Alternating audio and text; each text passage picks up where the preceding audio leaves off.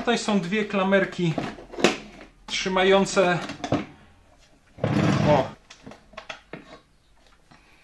mechanizm zwijania przewodu. Wystarczy wykręcić tutaj nakrętki znajdujące się po drugiej stronie. Mam nakrętkę i ściągam tę plastikową część. I mamy wyjęty z odkurzacza silnik. W szerszym miejscu na pewno jest dobra, tutaj jest chyba za wąska. Tak jakby dwie szczotki z zupełnie innych rozmiarów były tutaj.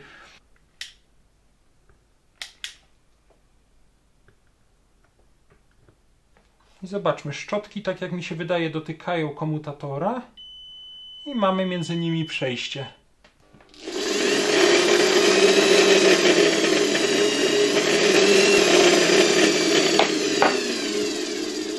Ok, nie będę go dalej męczył. Cześć, skończyłem ostatnio nagranie o tej małej nerdowskiej wiertarce i ono jest już od kilku dni dostępne na moim kanale i zastanawiałem się, co pokazać Wam w kolejnym odcinku, a wybór rzeczy do pokazania mam naprawdę bardzo duży. Ostatnio dostałem m.in. taką wielką, również nerdowską wiertarę z Eibenstock, przy której ta mała wiertareczka wygląda trochę jak dziecięca zabawka, ale nie chciałem robić dwóch nagrań o starych wiertarkach, bo nie każdego interesują elektronarzędzia.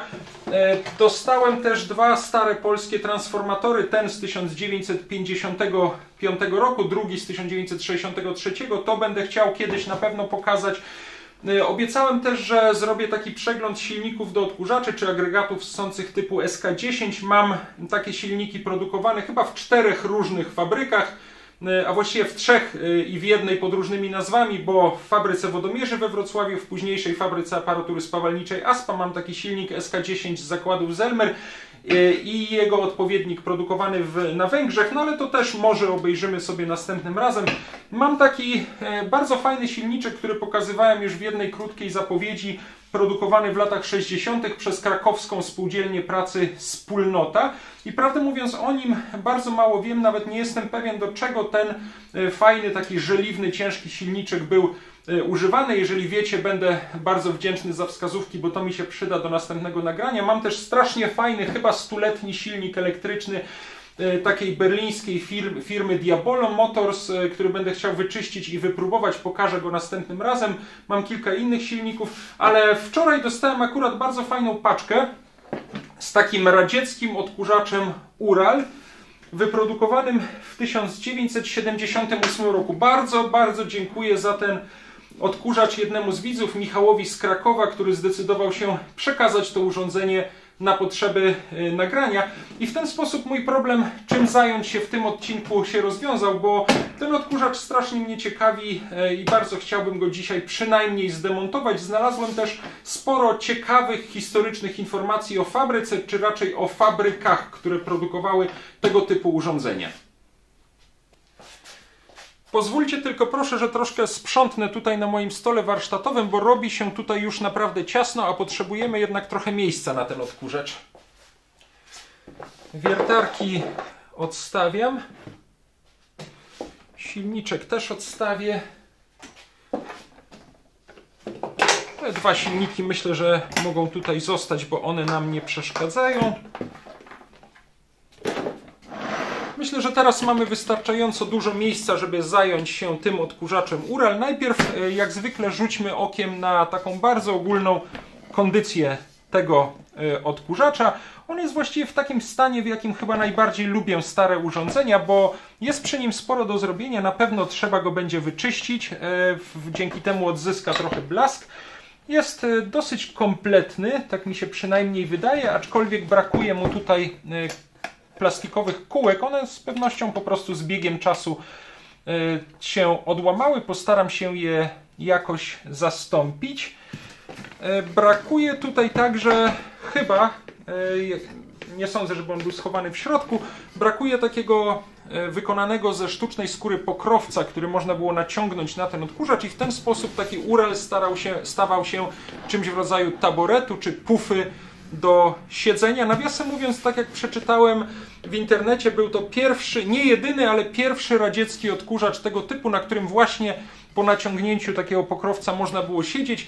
No, miało to oszczędzać też miejsce w mieszkaniu i rozwiązać jednocześnie kłopot z przechowywaniem takiego odkurzacza. On jest dlatego tak sprytnie zrobiony. Tutaj ma taką pośrodku węższą część z silnikiem, wokół której można było wygodnie owinąć rurę i właśnie wszystko to przykryć takim najczęściej chyba brązowym pokrowcem ze sztucznej skóry, chociaż nie tylko, bo chyba widziałem na zdjęciach w innych kolorach. Rzućmy okiem na tabliczkę znamionową.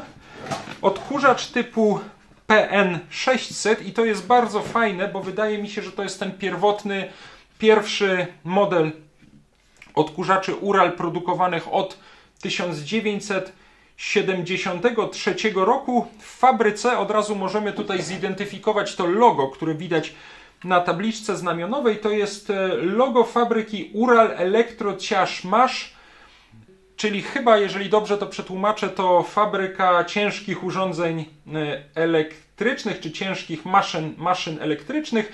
I ta fabryka, zresztą istniejąca do dzisiaj, w czasach radzieckich znajdowała się w Swierdłowsku, czyli Jekaterynburgu. I tam właśnie od 1973 roku, w każdym razie na początku lat 70., pojawiły się takie odkurzacze Ural, podobno, tak jak przeczytałem, inspirowane podobnymi modelami zachodnimi. Nawet gdzieś na stronie internetowej poświęconej tym odkurzaczom Ural wymienione były ewentualne zachodnie modele, które mogły być takimi pierwowzorami radzieckich odkurzaczy Ural. Jekaterynburg, czyli w latach radzieckich od początku lat 20. do końca 90. Swierdłowsk, to jest duże, czwarte pod względem liczby mieszkańców miasto rosyjskie, ale położone już po azjatyckiej części Rosji, po wschodniej stronie środkowego Uralu, środkowych gór Ural, czyli ta nazwa Ural nie jest przypadkowa. I o tej fabryce, o jej historii i o tym, co jeszcze w Swierdłowsku czy dzisiejszym Jekaterynburgu powstawało, opowiem troszeczkę później. Nie chciałbym robić takiego długiego, historycznego nagrania. Tutaj możemy też na wierzchniej części odkurzacza również zobaczyć to logo fabryki Ural Elektrociaż-Masz. No i nazwę odkurzacza.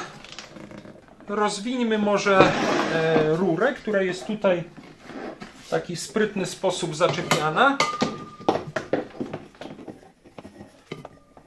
Rura wydaje mi się, że jest oryginalna właśnie od tego odkurzacza. Nie mam do niego innych akcesoriów, innych końcówek. W paczce z tym odkurzaczem znajdowała się jeszcze taka końcówka, ale nie wydaje mi się, żeby ona była faktycznie od tego odkurzacza, aczkolwiek tego nie jestem do końca pewien, tym bardziej, że są na niej napisy po francusku. Słabo, mocno tutaj regulacja ciągu powietrza.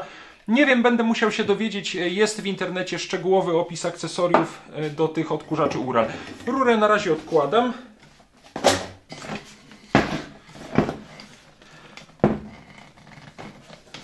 Tutaj mamy na dole wlot powietrza, do którego przyczepiana była rura. Natomiast tutaj w tej części skrywającej silnik mamy wylot powietrza. Jest to odkurzacz o konstrukcji takiej dosyć typowej dla wielu modeli radzieckich odkurzaczy. Mam tutaj na przykład Burana, chyba z lat 60. I spójrzcie, on również ma wlot powietrza, przez który zasysany był kurz tutaj w dolnej części. Na bardzo podobnej zasadzie funkcjonuje też litewski, produkowany również w czasach radzieckich odkurzacz Saturnas, który oglądaliśmy już w poprzednim, a właściwie w dwóch wcześniejszych nagraniach. Tutaj również znajduje się w dolnej części wlot powietrza, tutaj jest wylot. I we wszystkich tych odkurzaczach tak naprawdę kurz nie zbiera się wewnątrz worka, tak jak w typowych workowych odkurzaczach. Tutaj również znajduje się worek, ale on jest w pewnym sensie takim filtrem, który chroni przed dostaniem się kurzu do silnika. Natomiast cały ten kurz, czy brud, czy pył zbiera się tak naprawdę w tej metalowej dolnej części, w tym zasobniku znajdującym się na dole odkurzaczy, a worek pełni, tak jak powiedziałem, tylko w pewnym sensie rolę filtra zabezpieczającego przed dostaniem się tych mniejszych drobinek kurzu do silnika. Saturnasa na razie odstawiam. Burana też na razie odstawiam. To będzie na pewno jeden z fajniejszych odkurzaczy, bo z nim wiąże się kilka niespodzianek i będę chciał mu poświęcić na pewno dłuższe nagranie. Jeszcze sam nie wiem, czy ten odkurzacz w ogóle działa. A my wracamy do Urala i spróbuję teraz zajrzeć do środka. Tutaj są dwie klamerki trzymające tę górną część odkurzacza z silnikiem. To jest właściwie cała ta główna część urządzenia. Natomiast tak jak powiedziałem, tutaj mamy na dole worek i zauważcie, kurz nie zbiera się wcale tutaj w worku. On wpada tym otworem do podstawy odkurzacza i jest zatrzymywany w tej dolnej części odkurzacza, ewentualnie osiada tutaj, czyli w tym odkurzaczu zastosowano odwrotność takiej bardzo typowej konstrukcji workowych odkurzaczy, jak ten polski Zelmer typ 03 z 72 roku. Mam zresztą też Zelmera 04 z 78 roku, czyli rówieśnika tego Urala. Tutaj, tak jak w zwykłych workowych odkurzaczach, powietrze przechodzi przez worek, cały kurz osiada w tym worku, można to wszystko potem wygodnie wytrzepać. Przepraszam, zamknę tylko ponownie ten odkurzacz.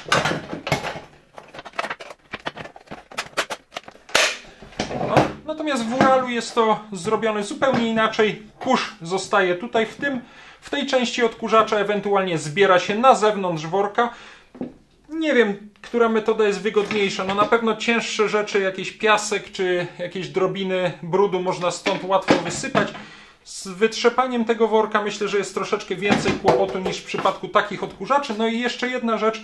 W tych odkurzaczach można było też stosować papierowe worki, które po prostu tutaj były przycinane wewnątrz tej pokrywy. Natomiast tutaj trudno mi sobie wyobrazić zastosowanie papierowego worka, który faktycznie zbierałby te drobiny brudu czy kurzu. Może jakoś by to można kombinować, ale chyba takiego zastosowania przy tych odkurzaczach nie było. W każdym razie ja o nim nie słyszałem. No ale to już pozostaje kwestią wyboru użytkowników, jaka konstrukcja i jaki mechanizm zbierania kurzu jest wygodniejszy. Generalnie opróżnienie takiego Urala wiązało się jednak z, myślę, dosyć mocnym zapyleniem okolicy i raczej w domu bym takiego odkurzacza nie opróżniał. Myślę, że był on wytrzepywany gdzieś poza domem. Odłóżmy na razie tę dolną część razem z workiem. Nawiasem mówiąc, wszystko to jest w dość dobrym stanie, trzeba będzie wyczyścić, ale nawet ta guma tutaj nie jest jakoś szczególnie sparciała, nie widać też nigdzie rdzy. Tutaj odkładam na razie.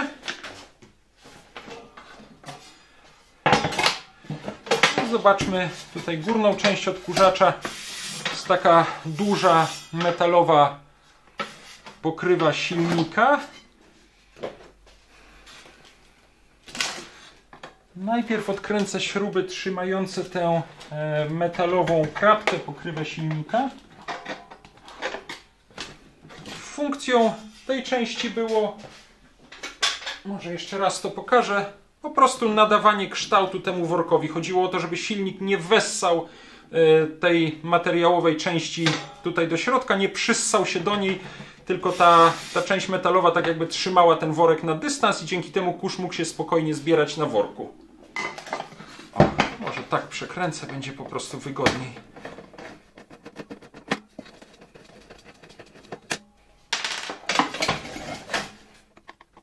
Tutaj trzeba pamiętać, żeby później te klamerki do mocowania rury znajdowały się tak naprzeciwko siebie, te haczyki.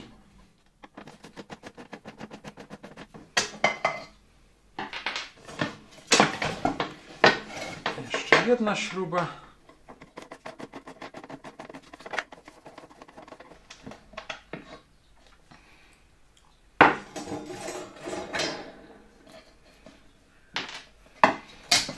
Super. Możemy tutaj w ogóle już... Aha, jeszcze nie, bo tutaj są przewody. No zaraz silnik wyjmiemy. Czy tu coś mogę odkręcić jeszcze na górze? Chyba tak. Wydaje mi się, że całą tą górną część odkurzacza też mogę tutaj odkręcić.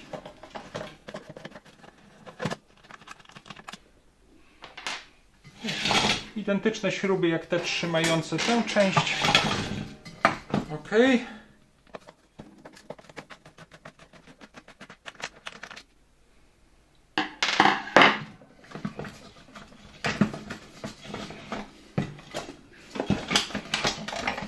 Ostrożnie, żeby nie wyrwać tutaj przewodów idących do włącznika. Aha, one tu są nawet dosyć długie, z tego co widzę. To jest mechanizm zwijania przewodu. Nie wiem, czy w jakichś wcześniejszych radzieckich odkurzaczach było to zastosowane, czy Ural też był pierwszym odkurzaczem, który miał taki zwijacz przewodu. Nie mam pojęcia.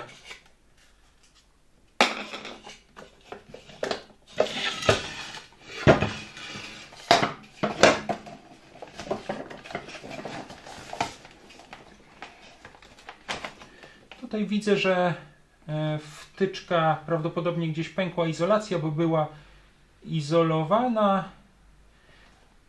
Nie jestem pewien. Wydaje mi się, że to może być oryginalna radziecka wtyczka, chociaż żadnych napisów poza napięciem i amperami tutaj na niej nie ma. Tutaj widać jeszcze resztki jakiejś gąbki. Najpierw myślałem, że to dodatkowy filtr, ale myślę sobie, że jej zadaniem było po prostu wygłuszanie pracy silnika. Zresztą widać, że takie gąbkowe wygłuszenie całości znajduje się tutaj na ściankach odkurzacza. Niestety ta gąbka jest już kompletnie zniszczona, ona się kruszy i no niestety będzie do wyrzucenia. Całe, myślę, to gąbkowe wygłuszenie trzeba będzie wyrzucić. Być może dostanę taką gąbkę i po prostu ją wytnę w ten sposób i wymienię. Postaram się to zrobić. Mam wrażenie, że będę musiał, ponieważ nie ma tutaj kostki, od której mógłbym odkręcić przewody, prawdopodobnie będę musiał je po prostu przeciąć i potem zlutować, bo inaczej chyba nie będę w stanie. Może nie będzie takiej potrzeby. Jak wykręcę ten silnik, to go po prostu wyjmę tędy i on zostanie podłączony do przewodów. Może tak zróbmy. Wykręcę teraz w takim razie silnik.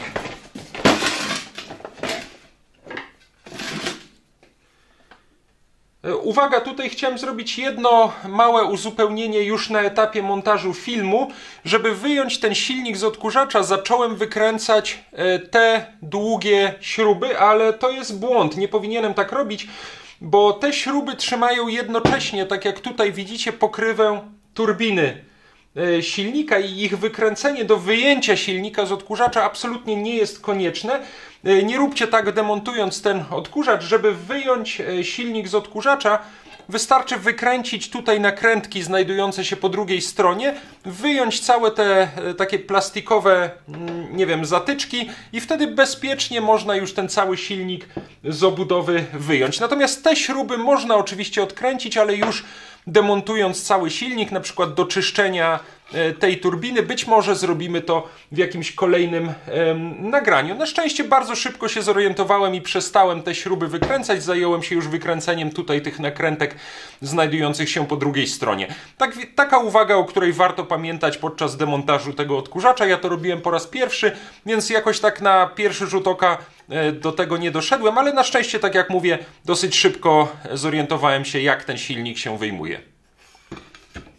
Niektóre z tych śrub bardzo ciężko wychodzą, więc ja raczej odkręcę nakrętki od drugiej strony, bo te śruby chyba jeszcze tutaj przechodzą przez korpus silnika, a ja chcę go tylko wyjąć tutaj z tego metalowego płaszcza.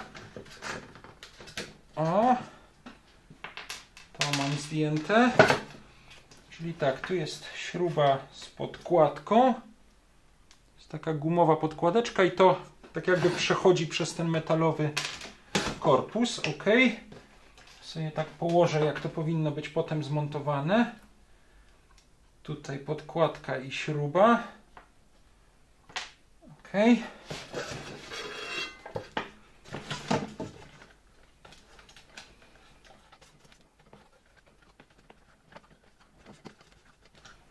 O, mam nakrętkę i ściągam tę plastikową część.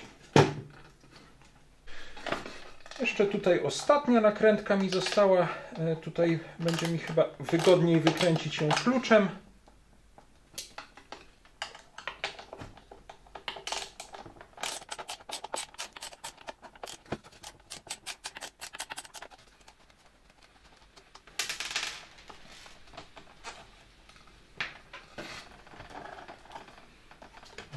teraz teoretycznie? Aha, tu jeszcze jest. Tutaj mamy jeszcze jedną rzecz do odkręcenia, chociaż przyznaję, że nie jestem pewien, w jaki sposób.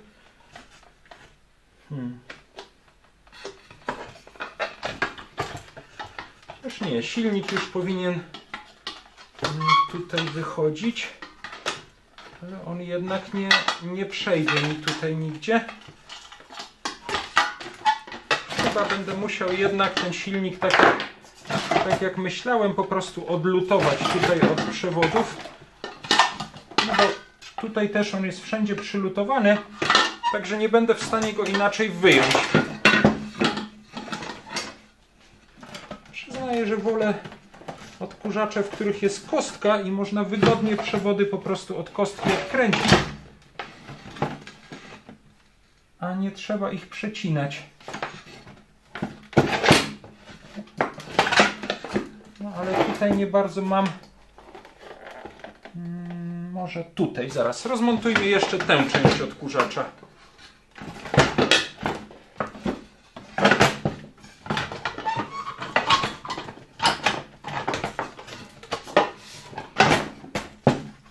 Tutaj odmontujemy klamerkę trzymającą przewód zasilający. Okay. Śrubka jest. Dobra, zajrzyjmy tutaj do tego zwijacza przewodu.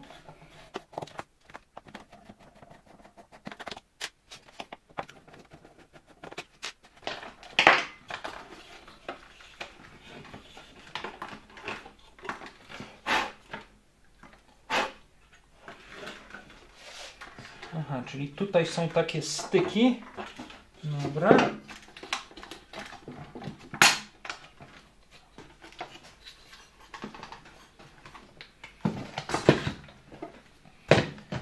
No i teraz tutaj chciałbym te przewody odłączyć.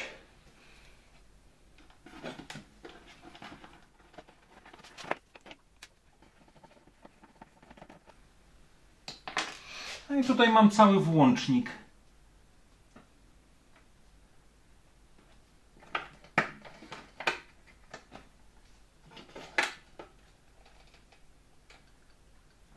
A czy ja mogę tutaj... Nie, to jest wszystko też przylutowane. Czyli no, nie ma siły, żeby wyjąć silnik, tak czy inaczej będę musiał tutaj jednak przewody rozciąć, bo one są wszędzie tutaj. Te dwa są przylutowane, czyli jakbym je odciął, to i tak będę musiał je potem tutaj lutować. Te ewentualnie dwa mógłbym stąd odkręcić, ale i tak mi zostaną jeszcze te przewody idące do włącznika. Tak sobie myślę, że najprościej w takim razie będzie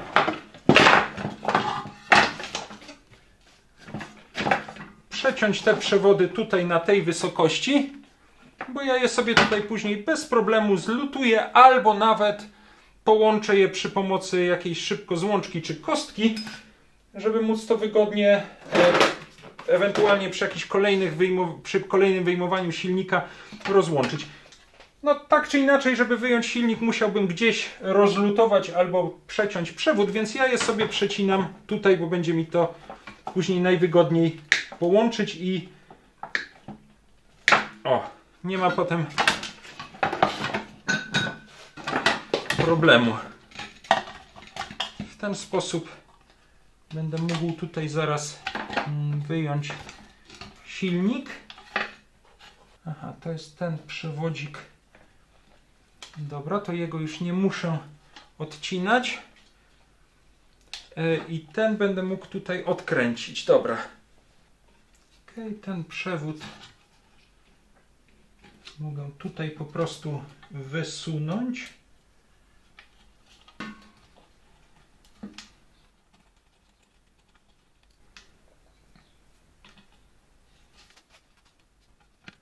Tutaj jeszcze jedno małe uzupełnienie. Ten element, który widzicie przykręcony tutaj do obudowy odkurzacza, to jest moim zdaniem czujnik zapełnienia worka na kurz, czy czujnik zapełnienia tego zbiornika na kurz znajdującego się w dole odkurzacza. a przewody od niego odchodzące uruchamiają, tak mi się przynajmniej wydaje, lampkę znajdującą się w górnej części obudowy odkurzacza. Spróbujemy to oczywiście jeszcze wypróbować później podczas montażu tego całego urządzenia. Okay. Tę część mogę już zdjąć. I mamy wyjęty z odkurzacza silnik. To jest jeszcze taka gumowa nakładka, też mogę ją zdjąć. Zaraz zobaczymy, jaki to jest typ silnika. Ja chciałbym tylko troszeczkę tutaj posprzątać na stole warsztatowym, bo jednak zrobiło się tutaj sporo śmieci z tej kruszącej się gąbki. A może najpierw jeszcze wyjmijmy ze środka z odkurzacza wszystkie te elementy, które mogą jeszcze bardziej nabrudzić. Tutaj jak widzicie, ta gąbka, ona jest aż taka tłusta. Strasznie się kruszy i z pewnością ona już się tutaj nie przyda. Te elementy na razie odkładam. To odkładam. Silnik odstawiam.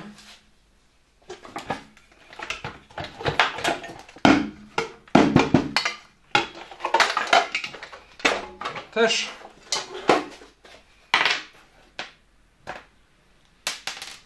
Pokrywa włącznika. Tutaj zaraz będę musiał zrobić porządek w tych wszystkich śrubkach. Tutaj jeszcze takie.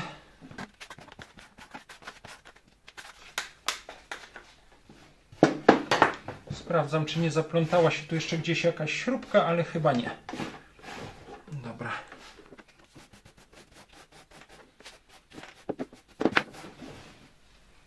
Ok, blat mam już ładnie wyczyszczony. Zrobię coś, co powinienem zrobić na początku, czyli dam sobie taką brudną korkową podkładkę, bo ta gąbka jednak strasznie brudzi. Ona jest jakaś taka tłusta i klejąca. I teraz postaram się wyczyścić poszczególne elementy odkurzacza.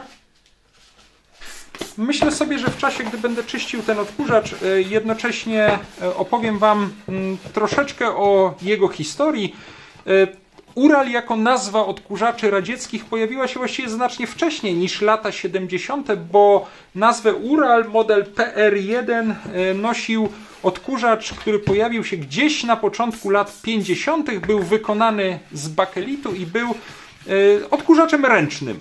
A produkowano go wtedy w mieście, w fabryce, w mieście Miast. To jest takie miasto przemysłowe daleko właśnie na Uralu, w obwodzie czelabińskim, w południowej części Uralu, nad rzeką o tej samej nazwie i dosyć słynne miasto, ponieważ tam produkowane są m.in. radzieckie ciężarówki Ural.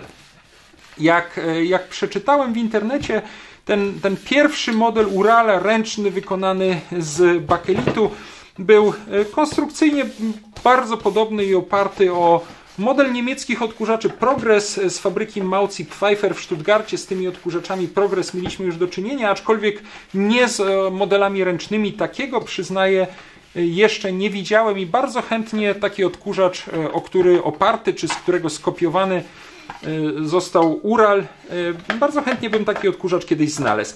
I ten pierwszy model Urala miał jeszcze dwie kolejne wersje, PR55, PR56, tak jak przynajmniej przeczytałem, ale w końcu lat 50. produkcję tego typu ręcznych odkurzaczy zakończono. I nazwa Ural wróciła właśnie na początku lat 70., bo wtedy pojawił się pierwszy w Związku Radzieckim odkurzacz, który, tak jak chyba powiedziałem we wstępie do tego nagrania, mógł też służyć jako pufa do siedzenia, czyli właśnie ten nasz Ural model PN600 i wspomniałem Wam już, że on był inspirowany czy skopiowany z jednego z zachodnich modeli. Produkcja tego odkurzacza, tak jak też już wspomniałem, miała miejsce w fabryce Ural Elektro Tiaż Masz w ówczesnym Swierdłowsku, czyli Jekaterynburgu. I jeżeli chodzi o silniki do tego odkurzacza, o tym będziemy na pewno jeszcze rozmawiać w następnym nagraniu, to najczęściej te pierwsze odkurzacze Ural miały zamontowane silniki typu AP600, później AWP4, a w latach 80. A600. Opowiem Wam jeszcze króciutko o samym Jekaterynburgu. który od początku lat 20. do końca lat 90. nosił nazwę właśnie Swierdłowska. To jest położone w azjatyckiej części Rosji, po wschodniej stronie środkowego Uralu. Duże miasto, chyba czwarte pod względem liczby mieszkańców miasto w Rosji. I fabryka, która się tam znajduje, miała bardzo długą historię, bo już gdzieś na początku lat 30. powstała tam pierwsza elektrotechniczna fabryka wchodząca w skład kombinatu Ural Elektromaszyna, a w latach wojny, to jest ciekawe, właśnie w Jekaterynburgu, czy ówczesnym Swierdłowsku skupiła się produkcja z fabryk ewakuowanych z rejonów zagrożonych przez wojska niemieckie, czyli m.in. z Leningradu czy z Charkowa. Właśnie w Jekaterynburgu, czyli wtedy w Swierdłowsku od 1942 roku produkowano m.in. słynne Katiusze, no a po wojnie nastąpił tam dalszy rozwój produkcji elektrotechnicznej. Od 1964 roku fabryka nazywała się właśnie Ural Elektrotiażmasz, czyli tak jak już mówiłem, uralska fabryka, nie wiem, ciężkich maszyn elektrycznych, tak to chyba powinno się tłumaczyć. No i poza produkcją na potrzeby przemysłu ciężkiego w fabryce powstawały także urządzenia domowe, takie jak pralki i od 1973 roku właśnie odkurzacze Ural. Zresztą link do historii tej fabryki, chyba niestety po rosyjsku, ale można to sobie wrzucić do tłumacza, zamieszczę w historii tego nagrania. To jest chyba w ogóle link do oficjalnej strony tej nadal istniejącej fabryki. Co mogę Wam jeszcze powiedzieć? Aha, wspomniałem chyba we wstępie, a może nawet o tym jeszcze nie mówiłem, że pod koniec lat 70. odkurzacze Ural produkowano nie tylko w Swierdłowsku, ale też w fabryce Elektrosiła w Leningradzie, czyli w Sankt Petersburgu, i ja nie mam dla porównania takiego innego egzemplarza Urala, ale znawcy tematu są w stanie dosyć łatwo określić, czy dany model powstał w Swierdłowsku czy w Leningradzie jako kultowe i klasyczne. Chyba uznawane są bardziej te odkurzacze ze Swierdłowska, czyli taki, jaki tutaj mamy w tym nagraniu. Ale Elektrosiła w Sankt Petersburgu to też dosyć ciekawe miejsce, ciekawa fabryka. Przeczytałem w internecie, że prekursorem tego przedsiębiorstwa była utworzona już w 1853 roku fabryka elektrotechniczna, która była filią, uwaga, berlińskich zakładów Siemens-Schuckert, a taki odkurzacz Siemens-Schuckert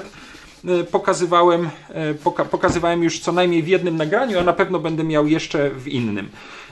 No i ta decyzja o utworzeniu takiej filii berlińskich zakładów Siemensa była wtedy związana z bardzo szerokimi zamówieniami rządu rosyjskiego, przede wszystkim resortu wojskowego, które wykonywał Siemens. Nawiasem mówiąc, to też trochę łączy historię tego, może nie tego odkurzacza, ale odkurzaczy Ural produkowanych w Leningradzie, na przykład z historią poznańskich zakładów silników elektrycznych, które po wojnie, po II wojnie światowej powstały też między innymi z przedstawicielstwa spółki Siemensa produkującej silniki właśnie w Poznaniu. No ale to już tylko tak na marginesie. Za datę założenia zakładu Elektrosiła, chociaż on wtedy tak się nie nazywał, przyjmuje się rok 1898. Wtedy fabryka stała się częścią spółki aukcyjnej rosyjskich zakładów elektrycznych Siemens i Halskie. O tych zakładach będących częścią koncernu Siemensa też już przy jakichś okazjach omawiania innych odkurzaczy mówiłem. No a po rewolucji w 1917-18 roku zakład znacjonalizowano. Chyba wtedy właśnie otrzymał nazwę Elektrosiła. Może troszkę później, w każdym razie w czasach sowieckich, fabryka nosiła imię Stowarzyszenie Elektrosiła imienia Kirowa.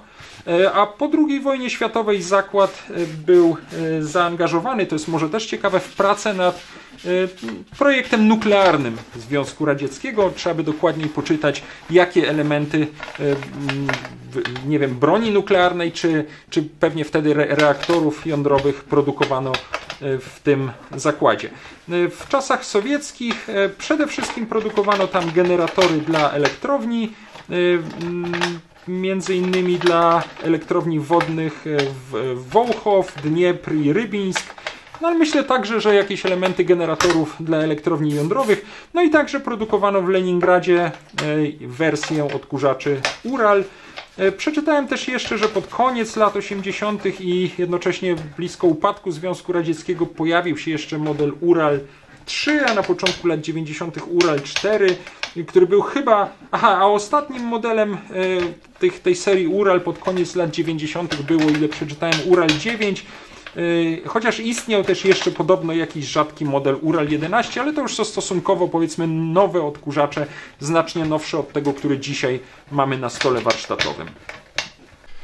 Myślę, że na tym mogę zakończyć czyszczenie odkurzacza. Zobaczcie, jak wygląda mój stół warsztatowy. Musiałem tutaj naprawdę dosyć w kilku miejscach nieźle użyć nawet benzyny ekstrakcyjnej, nieźle tam natrzeć, nieźle napolerować się przy tym odkurzaczu. Przyznaję, że to był chyba jeden z odkurzaczy trudniejszych w wyczyszczeniu, aczkolwiek wcale nie najtrudniejszy, bo miałem już znacznie bardziej zakurzone, oblepione odkurzacze. Natomiast tutaj największym problemem była ta gąbka, która wyścielała wnętrze odkurzacza. Ona jest taka jakaś strasznie lepka, smołowata, to się wszystko kruszy, klei i przyznaję, że doczyszczenie tej pokruszonej, takiej starej gąbki sprawiło dosyć dużo kłopotu, ale zaraz pokażę Wam, jak wyglądają efekty tego czyszczenia. Na blacie mam już czysto, więc chciałbym się troszkę zająć silnikiem zamontowanym w tym odkurzaczu Ural. On nawet nie był bardzo zakurzony. Ja oczywiście go troszeczkę przetarłem pędzelkiem tutaj w różnych miejscach, natomiast ten silnik akurat nie wymaga jakiegoś szczególnego czyszczenia. Ostatnio miałem przy dwóch polskich odkurzaczach Zelmer 200 i Zelmer 01 bardzo zabrudzone silniki, zakurzone, z zatkanymi turbinami. Natomiast ten wygląda całkiem nieźle. Przyjrzyjmy się na typ tego silnika. To jest silnik AP600 typu AWP4 z sierpnia 78 roku, czyli z rocznika, w którym złożono i wyprodukowano cały ten odkurzacz. No i wykonano w Związku Radzieckim, zdziałano w SSSR. Jest tutaj logo fabryki, które w tej chwili nic mi nie mówi, ale postaram się zaraz pójść do komputera i poszukać trochę informacji o tych silnikach w ogóle. I na pewno na etapie montażu filmu uzupełnię to nagranie o to, co udało mi się znaleźć w internecie. Silnik jest inny niż silniki, które znajdowałem w rakietach czy w czajkach. Na pewno widzę, że tutaj w jednym miejscu odłamał się ten przewodzik, no może tu będzie to widać, idący do kondensatora, ale to za chwilę przylutuję. Możemy sprawdzić od razu szczotki w tym silniku. O, chyba wystarczy je odgiąć. Za każdym razem to mocowanie jest troszeczkę inne. Nie, one są tutaj tylko wciśnięte. Szczotka jest już bardzo starta. Przewód jest przylutowany do niej, natomiast szczotka jest bardzo starta i trzeba będzie ją wymienić. Ona wystarczy do uruchomienia tego silnika do testu, natomiast koniecznie musi zostać wymieniona. I ona przy wkładaniu trzeba pamiętać, żeby była wkładana w ten sposób, bo inaczej może się tutaj zaczepiać o komutator. Ja sobie od razu zmierzę, wyjmijmy może najpierw tę drugą szczotkę.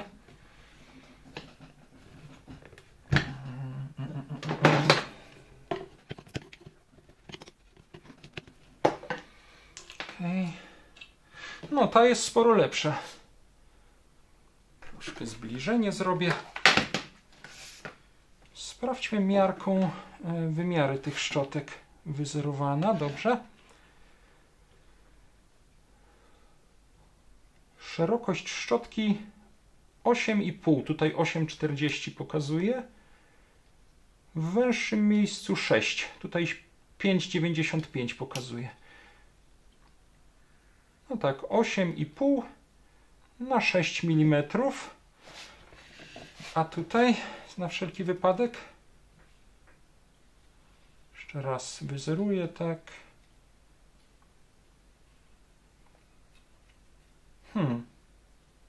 Czyżby tu była jakaś większa szczotka włożona? Tutaj pokazuje mi 10 mm na 5 mm. Bardzo możliwe, że ktoś założył tak. Ktoś założył do tego odkurzacza. Tutaj mam wrażenie, w jednym miejscu już pewnie była starta. Nie miał ktoś szczotki w odpowiednich rozmiarach i dał troszeczkę mniejszą. Czyli ta jest zdecydowanie za mała. Powinna być szczotka taka jak ta, chociaż kurczę, też jest, mi się wydaje, że ona jest tutaj troszeczkę w szerszym miejscu na pewno jest dobra, tutaj jest chyba za wąska. Tak jakby dwie szczotki z zupełnie innych rozmiarów były tutaj włożone. No, sprawdźmy. Ta jest dobra na szerokość. Ta jest dobra na wysokość. Czyli weźmiemy po prostu w najszerszych miejscach wymiary tej szczotki. 10 mm na 6 mm. 10 na 6. I takie szczotki postaram się w tym silniku zamontować, w razie czego troszeczkę je zeszlifujemy. 10 na 6. Ok. Te na razie wkładam z powrotem. Później te szczotki, no to się będę martwił przy ich wymianie. 10 na 6. Te wkładam. Momencik, tak, ok. Dobrze, tu wkładamy i mocujemy. I ten koreczek nakładamy. I tak samo tutaj, tylko szczotka musi pod tym kątem wchodzić. Tak, ona tu jest zdecydowanie za wąska i może nawet w jakiś dziwny sposób obcierać o komutator.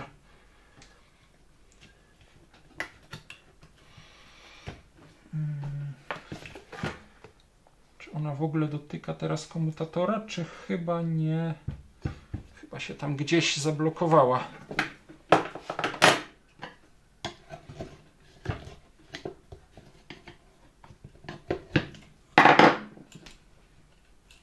W ogóle nie dochodzi do komutatora. Zobaczmy może w ten sposób. Albo ją tu spróbuję dopchnąć czymś.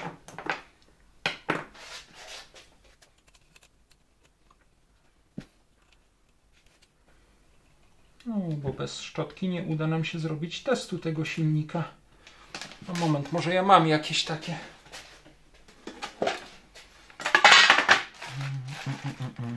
6 na 8. To są za małe.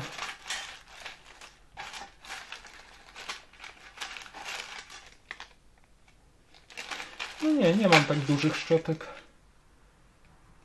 Niestety. Spróbujmy ją tutaj jednak jakoś włożyć. O, chyba teraz raczyła tutaj wejść. Ale to na pewno nie jest dobre rozwiązanie.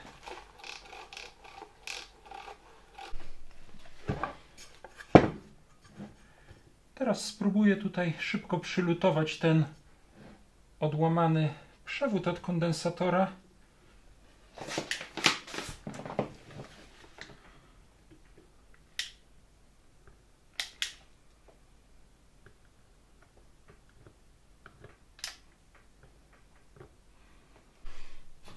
Zrobimy teraz test połączeń. W tym celu muszę zdjąć tutaj izolację z przewodów, które wcześniej przeciąłem, ale to i tak będzie mi potrzebne do ich zlutowania.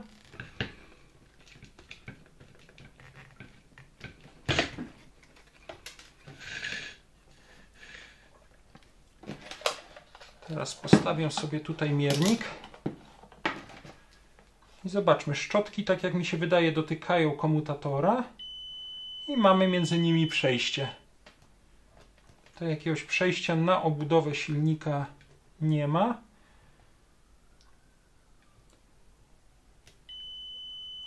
O, tutaj przy kondensatorze też mamy przejście. Myślę, że możemy spróbować jak zwykle zrobić mały test i podłączyć ten silnik na dużo zmniejszonym napięciu. Zobaczmy, czy on w ogóle ruszy. Wezmę sobie regulator napięcia. Podłączę, splotę te przewody. Ja je później oczywiście pocynuję, bo one będą lutowane.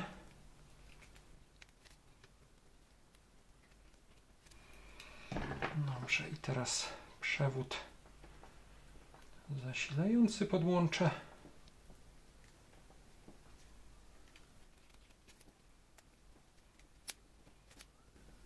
Trzyma się. Podłączam silnik do regulatora napięcia. Dam, przepraszam, w ten sposób dużo zmniejszone napięcie. Ostrzeżenie, które zawsze powtarzam: nie podłączamy silników do odkurzaczy do pełnego napięcia 230 V, jeżeli one stoją niezamocowane na blacie. Ja ten silnik podłączę na bardzo zmniejszonym napięciu, więc nie ma niebezpieczeństwa, że on gdzieś zostanie rzucony na bok. I w tej chwili podłączę regulator do sieci.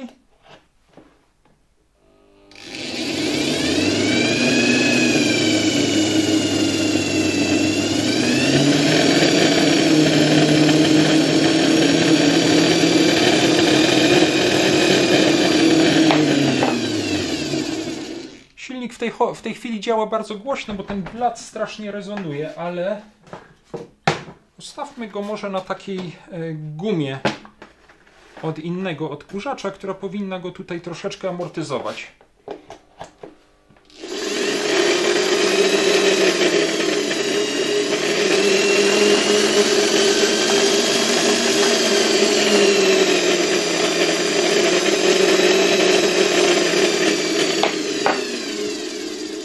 Ok, nie będę go dalej męczył.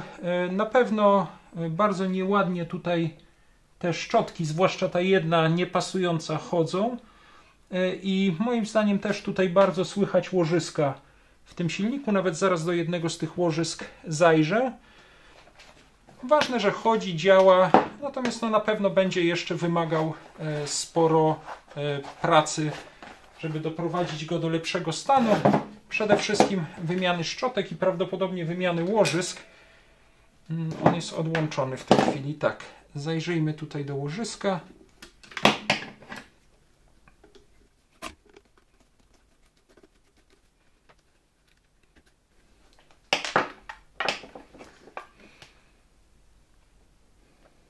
No, zawsze mogę mieć niestety problem, tak jak w przypadku odkurzaczy Czajka, z dostaniem tych łożysk pasujących tutaj do tych silników. No nic, poszukam, spróbuję takie znaleźć. Nie wiem, jeżeli macie doświadczenie z tymi silnikami radzieckimi typu AP600 i wiecie, jakie łożyska tutaj pasują, dajcie proszę znać. Ja oczywiście poszukam też na jakichś rosyjskich stronach. Natomiast na pewno w tej chwili takiego łożyska nie mam i przyznaję, że nie jestem pewien, czy one są gdzieś od ręki dostępne. A łożyska jednak dobrze byłoby tutaj w tym odkurzaczu wymienić. Tutaj śrubka musi wejść aż w tę blaszkę, która znajduje się na dole. No chyba, o, weszła dobrze. Teraz ją muszę mocno dokręcić.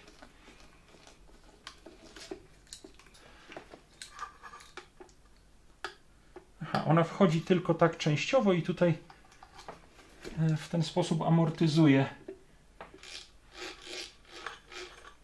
Dobra, no poza tym, tak jak powiedziałem, silnik jest dosyć czysty. Oczywiście fajnie byłoby w jednym z nagrań po prostu go całkowicie rozkręcić i poznać jego budowę. Trzeba by tu odkręcić te szczotkotrzymacze, odkręcić te śruby i zdjąć całą tę obudowę wirnika i myślę, że być może nawet wtedy już... Aha, i tutaj tę turbinę trzeba by całą tę budowę turbiny rozkręcić. No to na pewno rozkręcenie takiego silnika P600 od Urala byłoby tematem oddzielnego nagrania, bo na pewno będzie z tym sporo pracy. Na razie spróbuję tak na szybko kupić i wymienić szczotki w tym silniku i zobaczymy, jak będzie wtedy działał. Spróbujmy podłączyć go jeszcze raz na chwilkę. Regulator napięcia jest ustawiony na napięcie dochodzące do kilkudziesięciu voltów i podłączam.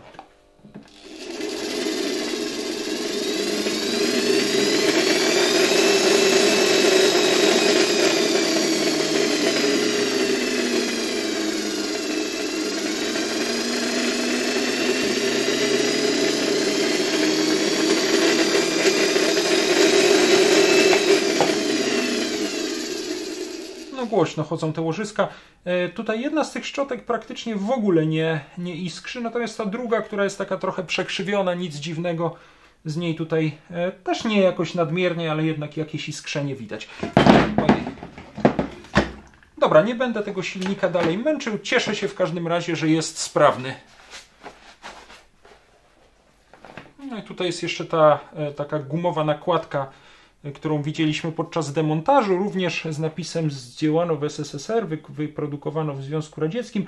Jakieś numery tutaj jeszcze są odbite, ale prawie ich nie widać i jest chyba to samo logo, które widać tutaj na korpusie silnika. Zaraz sobie zrobię zdjęcie i postaram się wyszukać, co to jest za fabryka. Postawmy jeszcze wszystkie elementy odkurzacza raz na blacie.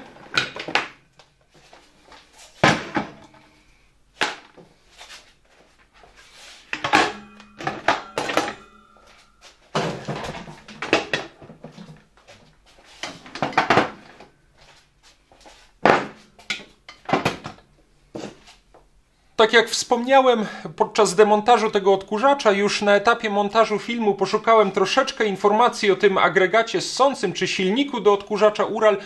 W sumie trochę znalazłem i to jest nawet ciekawe. Ten silnik został wyprodukowany w fabryce Mias Elektroaparat, czyli zakładzie urządzeń elektrycznych w mieście Mias, o którym już króciutko wspominałem, bo to właśnie tam na początku lat 50. wyprodukowano pierwsze odkurzacze, które wtedy nosiły nazwę Ural PR1, choć jak też już wspomniałem, były to wtedy zupełnie inne urządzenia wykonane z ebonitu, takie nieduże odkurzacze ręczne, wzorowane chyba na przedwojennych niemieckich odkurzaczach Progress. Z fotografii tych odkurzaczy, które widziałem, wydaje mi się, że silnik pierwszych Urali PR1 i w ogóle cała konstrukcja mocowania były też bardzo podobne do modeli Rapid Siemensa. Ale wróćmy do tego silnika AP600 typu AWP4. W pewnym sensie ten silnik z Mias jest właśnie takim powrotem do przeszłości odkurzaczy Ural, mimo że sam ten odkurzacz, tak jak już mówiliśmy, pochodzi ze Swierdłowska czy Jekaterynburga. I jeszcze jedna mała ciekawostka, ten zakład Mias Elektroaparat istnieje do dzisiaj i nawet tego się, przyznaję, nie spodziewałem, jak wynika ze strony internetowej. Można tam zamówić zupełnie nowe egzemplarze dokładnie tego silnika AW600, zaprojektowanego jeszcze w czasach radzieckich. W opisie filmu zamieszczę zresztą link do strony internetowej z przedstawionymi tam kilkoma typami silników, które można do dzisiaj zamówić.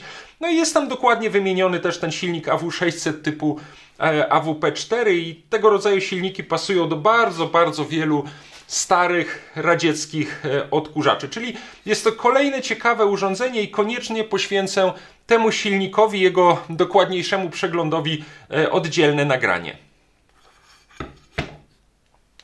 No i na koniec chciałem Wam pokazać, jak ten odkurzacz wciąż jeszcze rozłożony na części prezentuje się już po wyczyszczeniu. Myślę, że na tym to dzisiejsze nagranie możemy zakończyć, bo ono i tak wyszło znowu dosyć długie, a trzeba będzie tutaj jeszcze sporo zrobić, między innymi zająć się troszeczkę dokładniej tym silnikiem, wymianą szczotek, ewentualnie nasmarowaniem albo wymianą łożysk. Ja sobie nawet poszukałem trochę w internecie i znalazłem na jakichś rosyjskich stronach internetowych informacje, że tutaj powinny pasować łożyska 627 i 629. Już je znalazłem, zamówiłem i zobaczymy, czy faktycznie one tutaj nadają się do tego silnika, czy trzeba będzie szukać jakichś innych. Zauważyliście na pewno, że podczas demontażu tego odkurzacza miałem w kilku miejscach problemy, a raczej nie problemy, tylko byłem niepewny, co w jakiej kolejności rozkręcać. No bo to jest, tak jak już wspomniałem, pierwszy odkurzacz Ural, ale to jest też zawsze bardzo fajne, że można jakieś tam takie ciekawostki konstrukcyjne tego rodzaju urządzenia odkrywać. Wspominałem już, że niepotrzebnie zacząłem na przykład na początku wykręcać te śruby, które trzymają obudowę turbiny, a wystarczyło odkręcić nakrętki z tyłu. No takie rzeczy trzeba wiedzieć i przy następnym Uralu będę już na to uważał, ale i tak bardzo się cieszę, że ten odkurzacz udało się w sumie całkiem fajnie wyczyścić, chociaż było z tym kilka problemów. Ta przeklęta gąbka, która po prostu ubrudziła tutaj wszystko, była moją zmorą, ale też resztki tej gąbki udało się wyczyścić. Teraz będę musiał ją też dokupić, przykleić tutaj, żeby to przywrócić to wygłuszenie odkurzacza od środka. Tak jak wspomniałem, myślę, że następny odcinek poświęcony temu odkurzaczowi będzie dotyczył samego silnika. Postaramy się ten silnik rozkręcić i obejrzeć dokładnie jego konstrukcję, a już następne nagranie, no to będzie z powrotem montaż całego tego odkurzacza i zobaczymy wtedy, jak taki Ural z 78 roku działa po zmontowaniu. A ja też bardzo się cieszę, że udało się znaleźć trochę informacji historycznych o miejscach związanych z tym odkurzaczem.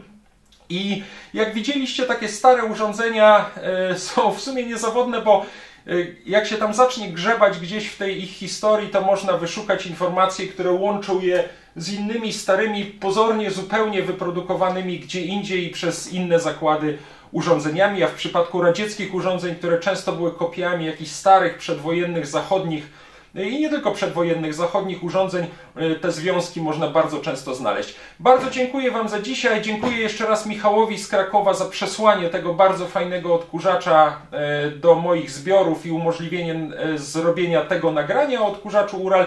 No i co? I mam nadzieję, że widzimy się już niedługo przy przeglądzie tego silniczka z zakładów aparatów elektrycznych w mieście Mias. Cześć, do zobaczenia, dzięki za dzisiaj i do następnego razu. Jest to w sumie taka odwrotność typowych workowych odkurzaczy, tak jak ten polski odkurzacz Gamma 2 z 59 roku, w którym może akurat wybrałem zły odkurzacz, bo w nim nie ma worka, przepraszam.